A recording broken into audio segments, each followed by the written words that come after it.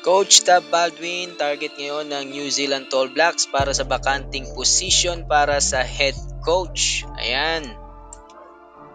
Lumalabas dito ngayon mga kabasketball na isa sa mga kandidato na lumalabas na pangalan ay itong si Coach Tab Baldwin para maging potential na head coach nitong New Zealand All Blacks.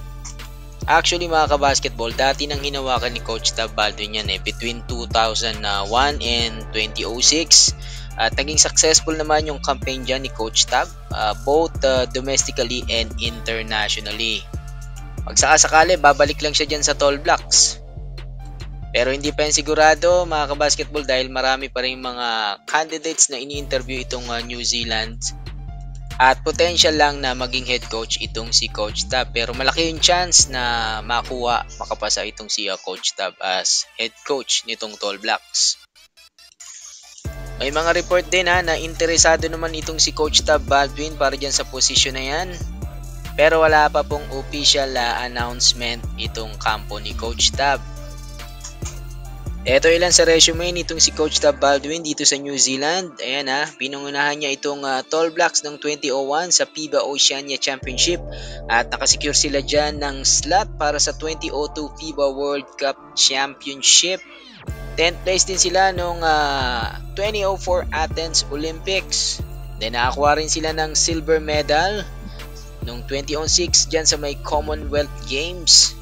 At umabot pa nga sila ng quarterfinals noong 2006 dyan sa may FIBA World Cup Championships. 4-time Coach of the Year din itong si Coach Tab Baldwin noong 1995, 97, 99 at 2014 dyan sa may NBL. At humawak na rin ang iba't ibang mga ball club dito sa abroad, dyan sa may Otago Nuggets, 1988 to 1990, sa Malaysia 96, at head coach din ng Lebanon National Basketball Team noong 2010 hanggang 2011. Naging team consultant pa siya nitong Token Tex, ayan, sa PBA 2013 to 2014 hanggang 2016.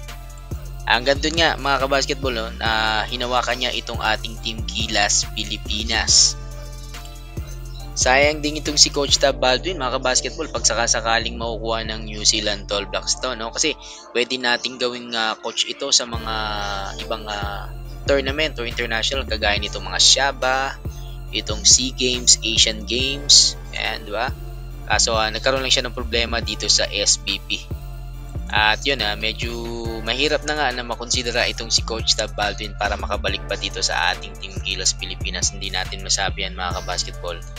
Pero ano nga kaya mga kabasketball, possible kung halimbawa kung sakali na siya yung pinili nitong New Zealand Tall Blacks na maging head coach, possible na makaharap niya dito itong si Coach Tim Cone dito sa mga susunod na windows ng FIBA kagaya nitong November.